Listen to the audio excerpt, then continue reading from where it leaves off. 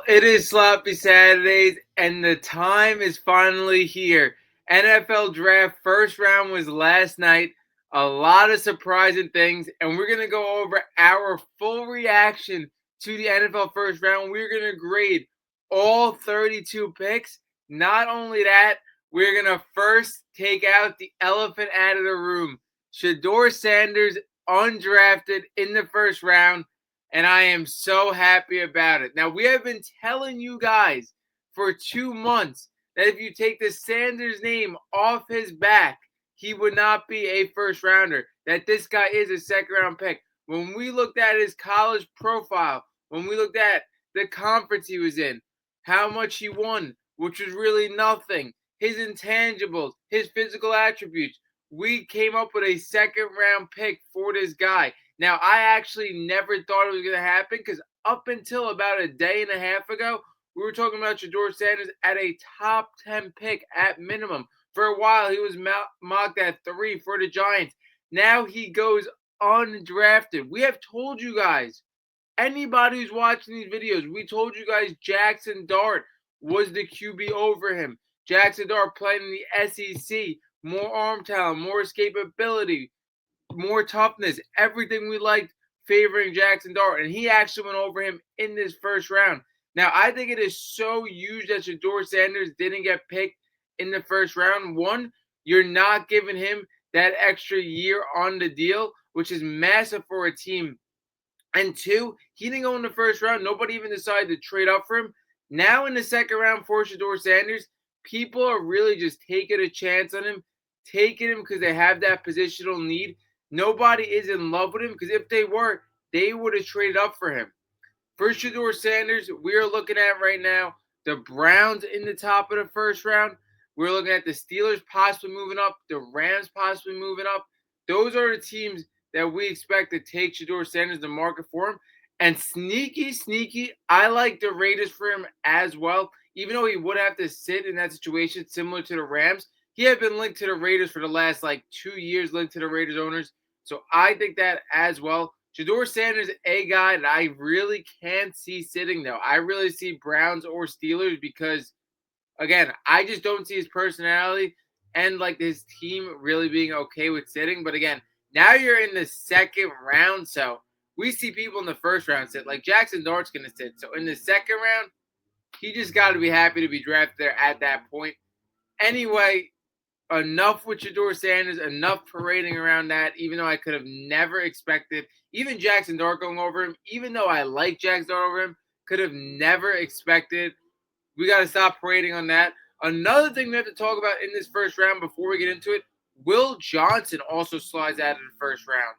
Wow. Will Johnson, one of the guys, 6'4", outside corner, looked at his college profile, thought he was unbelievable. Now, a lot of people are saying there is very concerning knee injuries around Will Johnson. And let's be real, there has to be. All throughout this mock draft, this guy was a top 10 pick. All throughout mock draft season, now he falls out of the first round. It has to be an injury, some under-the-table type of thing that we don't know that really stirred off teams.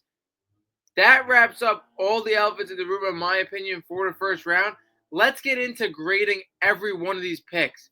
We are started off hot with the first overall pick. We are grading a C+ in Cam Ward. Let's talk about it. When you talk about Cam Ward, I agree he is the best quarterback prospect in this draft. When you talk about arm talent, escapability, intangibles, Cam Ward is definitely at the top for this QB class.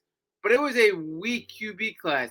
Now, Titans really made it known that they were going quarterback when they did nothing in the quarterback market this offseason. But again, they could have. They could have went a Sam Darnold, a Justin Fields. They could have went one of those guys to leave them room for a blue chip prospect at the top of the draft. Now I felt like they were taking a significantly worse prospect in Cam Ward than the other two guys that went behind him. Not only that, you're talking about a quarterback in last year's draft that would have went 4th or 5th in the draft for quarterbacks. Now you're taking that guy first overall. Again, in a weak quarterback class, first overall with blue chip prospects. I know it was a dire need to take Cam Ward. They didn't put themselves in a spot to take a quarterback, and everybody knew they was doing it. Again, they took the best quarterback available, but when it comes to best players available, I don't think it was close for the value of a first overall pick, especially when you look at Jackson Dart sliding to 25, Shedeur Sanders sliding the second round. That, again, isn't tremendously off from Cam Ward. When you talk about value here, I have to go C+. Next up, we go with the shocking draft trade. This could go down as a legendary draft trade, depending on how Travis Hunter pans out. We get Travis Hunter to the Jaguars at number 2. The Browns get the number 5 pick, another first-round pick on top of that, a second-round pick, and more. Travis Hunter going to the Jaguars, I got to go with an A. There are 2 reasons why I go with an A and not an A+. One, it took a decent amount for you to get there to take Travis Hunter. And 2, I believe Abdul Carter was the best player in the draft, so I don't even think they got the best player in the draft. But again, A, you trade up to get a blue chip prospect, and Jacksonville definitely needs a boost. When you talk about Trevor Lawrence and one of the most hyped up first overall picks we have ever seen, and again, nothing really coming out of that yet. You add Travis Hunter on offense alongside Brian Thomas Jr., the number 3 in receiving yards as a rookie. That's scary, and that sets the table for Trevor Lawrence and to justify his contract. Not only that, you have a need on defense too. You play him at corner as well. I've said it time and time again, Travis Hunter should be a full-time corner, not only because I think he's better at the position, but again, it's easier to mix somebody into offense as is to defense. But they said that they're going to use Travis Hunter on offense more. Again, I think they're really trying to justify the Trevor Lawrence contract. I think if Trevor Lawrence takes a leap, there is nothing more valuable for this organization. But again, we're talking about one of the most shocking draft night trades of all time. We heard an hour or 2 before that the Browns were open to trading this pick. Now, I think the Browns did a really good job as well, because when I was thinking about trading up, I was like, are they going to get a pick in the 15 area and another first-round pick next year in the 15 area, and they're never going to be able to get a top 5 pick, something like that? But they only moved back 3 slots to get, a first and a second and more. Travis Hunter, though, trading up for a blue-chip prospect that completely transform your organization if Trevor Lawrence takes that leap. And again, getting one of the most polarizing prospects we've ever seen, I had to give that an A. At number 3, Abdul Carter. You already know this was going to happen. Whatever team drafted Abdul Carter, I'm going A+ for the Giants. First off, you didn't fall into the hype of taking a quarterback within the top 10 in a weak quarterback class. Not only that, you build one of the best defensive lines in the NFL, possibly the best. When you talk about Dexter Lawrence, Brian Burns, Kayvon Thibodeaux, you add Abdul Carter. I think Abdul Carter, like I said, was the best player in the draft. I think compared to NFL comps, you know what you're getting. A speed edge rusher. Not only that, a little bit of a combo type player, could play linebacker and edge. Gives the Giants flexibility. And again, you take the best player in the draft at 3. I absolutely love it. Will Campbell at 4. It was exactly what the Patriots need. They needed offensive line help. But at number 4, I think the value truly dipped here. Not only that, there is rumors that Will Campbell is going to play guard in the NFL, which I think from a value standpoint, at number 4, taking a guard, I don't really like that. If he ends up excelling at tackle, I like it a little more. But assuming he's going to move to guard in the NFL, I went with C+ for Will Campbell. Again, they needed to protect Drake May. But again, I would have liked them to trade back, or again, if there was somebody here that was going to specialize guaranteed in tackle. At number 5, we're going Mason Graham B+. Like we said, all things considered, they did move back from a blue chip prospect, but I really like the haul this team got. Not only that, I think they take the 5th best player in this class possibly in Mason Graham. I really like, again, the position you take a defensive lineman to pair up with Myles Garrett. That defensive line is looking filthy. I think Mason Graham, like I said, is an outstanding talent. I think the value at this pick was correct, and I think they maximized their value in the trade as well. B+, I got to go there. This is going to be a little shocker that I'm only going B for this 6th pick. We're going with Ashton Jeanty. Now, I don't think the team that took Ashton Jeanty was correct. I don't really like Ashton Jeanty to the Raiders. I'm going to come out and say Ashton Jeanty, again, one of the most historic college football seasons we have ever seen. But I don't like the Raiders taking him because I think running backs in their first 3 to 4 years is really when they're peak. When we look at Ezekiel Elliott, when we look at Todd Gurley, this is when running backs peak in their first 3 to 4 years. Are the Raiders going to be ready at that point to contend when Ashton Jeanty is having his best years?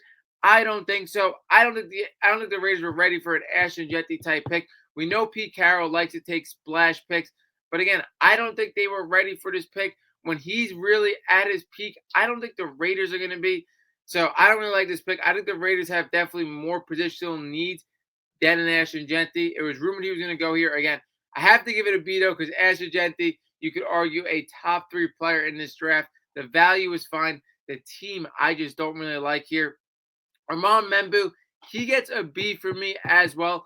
I really like Armand Membu. I really like that he's going to specialize as a tackle. I think that's worth it for 7. But again, I really would have liked to see the Jets take another pass catcher alongside Garrett Wilson. I really would have liked Tetairoa McMillan, Tyler Ward. That's why I have this as a B. But a tackle, again, shoring up this offensive line. Jets have been trying to do it for like 20 years now. But another lineman for the Jets. Again, I would have liked the pass catcher. We're going with an A for the Carolina Panthers and Tetairoa McMillan. I absolutely love this move. Again, you're trying to make Bryce Young take that next leap. Tetairoa McMillan, a guy that was his hype was falling a little bit come draft time, but it really didn't fall that much. He went to 8. I think he's a top 4 player for sure. I absolutely love Tetairoa McMillan. He's a can't miss guy, a traditional X receiver. Reminds me of a Mike Evans, T. Higgins type player. His yards after the catch is very impressive too for a guy at his size. And like I said, I just love the pairing with Bryce Young. Try to get Bryce Young to take that leap. He looked really good at the end of the season.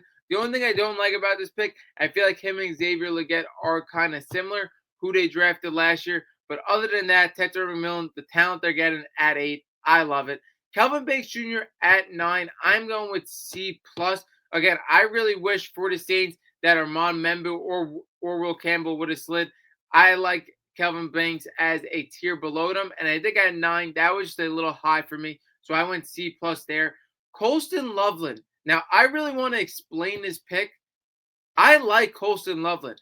I like him as a traditional tight end, and I don't think it was fair to compare him and Tyler Warren. You're talking about 2 completely different tight ends, even though they play the same position, just 2 completely different tight ends. I think Colston Loveland could really fit in any offense when it comes to his blocking, when it comes to his catching and traditional tight end. Again, I don't think it's going to take that much for him to work in the NFL, but I'm going C just based on value-wise. Again, I did not expect Colston Loveland to be a top 10 pick. I really think the Bears, if they wanted to, could have traded back and got the same value with stuff on top of it. That's why I had to go C here. I think Colston Loveland is going to be a really good player, but in the top 10, I think that was just a little high. At number 11, we're going with Michael Williams. I'm giving that a B.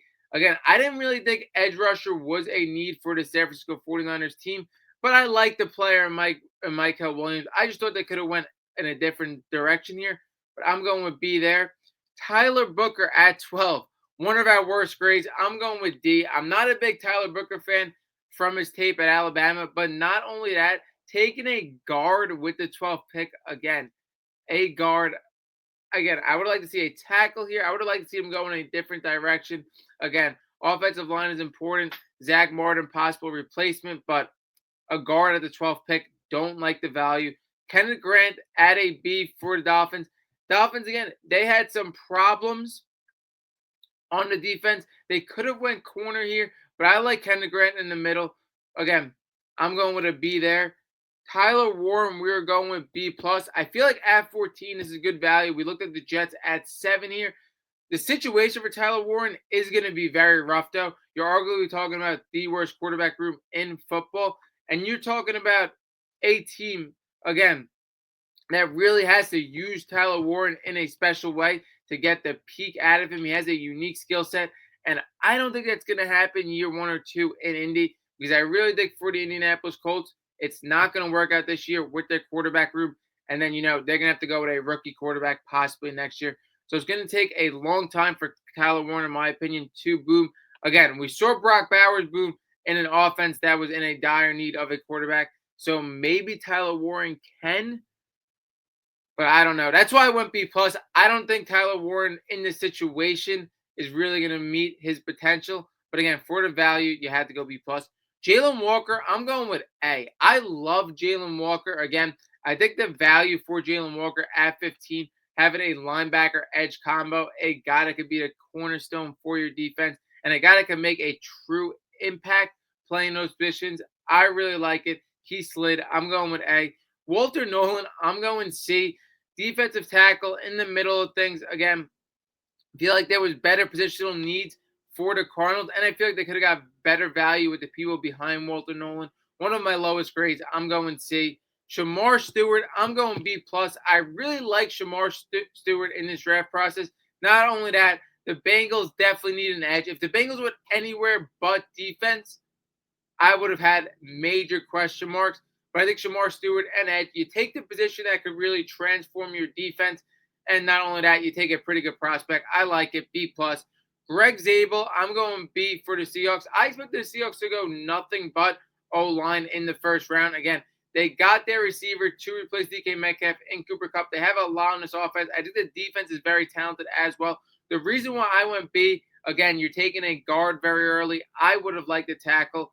Emeka Egbuka, a guy I really liked in this first round when it came to receivers. I thought he was the second best talent behind Tetairoa McMillan, but I could only go B because, again, I love the pick, but you have Mike Evans, you have Chris Godwin. I get it. Their better years are probably behind them, but they're also making significant money. Again, I would like to see a receiver in the second, third round for the Buccaneers, but the first round, again, I thought that was kind of steep with what you have on this offense, but Emeka Egbuka could possibly learn from these talented, great receivers, veterans, and I just love Emeka Egbuka in the slot. Again, I don't know about the pairing with Godwin because it's going to move Godwin out of the slot a little more, but Emeka Egbuka, a prospect I really like. I couldn't give it lower than a B. I just thought the situation was kind of weird.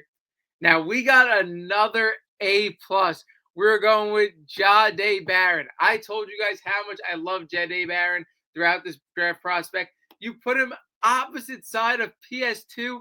Not only that, you put him on a defense where you can put him at inside corner, outside corner, safety. He falls all the way to 20. I thought this guy was a top 10 prospect for sure. Jahdae Barron was a home run for the Denver Broncos. Again, I had Will Johnson a little higher than him, but the injuries with Will Johnson, again, obviously something was up there. But Jahdae Barron at 20, I think the value was insane. And I think the secondary with PS2, it's going to be absolutely lethal in this division where you're facing Pat Mahomes and Justin Herbert. It's going to be tough. Jahdae Barron, A+ with the value. Derek Harmon, I have a B here. I don't think Derek Harmon was the best prospect they could have took here. Not only that, for the Steelers, I think their D-line wasn't really a concern. I'm going B there. Omarion Hampton, we are going with an A. I absolutely love it. If anybody knows me, Justin Herbert is my favorite player. But Omarion Hampton, I think, is going to the best fit he could possibly go to.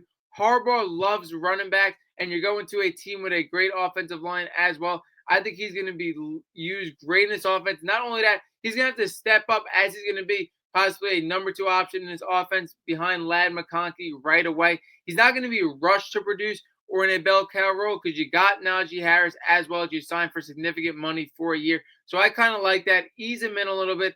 But again, I think the perfect situation for Omarion Hampton, a great offensive line, great coach, great quarterback. I give that an A for them as well. Again, I think Omarion Hampton in a different draft class could have been a top 10 pick. But again, you're going with a generational prospect in Ashton Jeff in the top 10. So again, I think they get good value here. I'm going A. Matthew Golden might surprise people. A lot of people love Matthew Golden. I'm not in love with him. And again, I'm going with B for the Packers.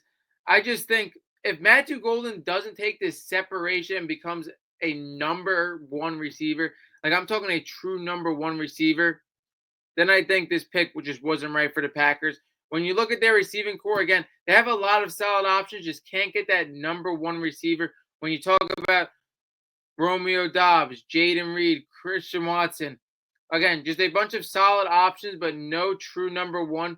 And I don't know if Matthew Golden's going to be that number 1. Again, if they want a receiver, I would have liked them to trade up. I'm not really a fan of that pick and not really a big fan of Matthew Golden. Donovan Jackson, a guard for the Vikings. I'm going C. I really don't like this pick. Again, we saw offensive line problems in the last couple of games, and I do like the idea of building up that offensive line for JJ McCarthy. Guy is coming off injury, guy that never started in the NFL. But again, a guard that I'm not really that high in the first round. Got to give it a C there. Jackson Dart, what we've been waiting to talk about. I'm going B plus for Jackson Dart. I think the Giants made a great move. When you talk about them not falling in the trap of taking a quarterback in the top three, and then you get the quarterback at 25. I absolutely love the pick. Not only that, like we said in the beginning of the video, I like Jackson Dart over Shedeur Sanders. When you talk about playing in the SEC, I truly value that. I thought his arm talent was better. Thought his escapability was better. I absolutely love his toughness and how he's willing to lay it down on the line for his team and set the tone for his team. I think just the way the Giants set up this draft, they got the best player available at 3, and then you get a quarterback late in the first round. I thought everything was set up perfect for them. I'm going B plus for that pick.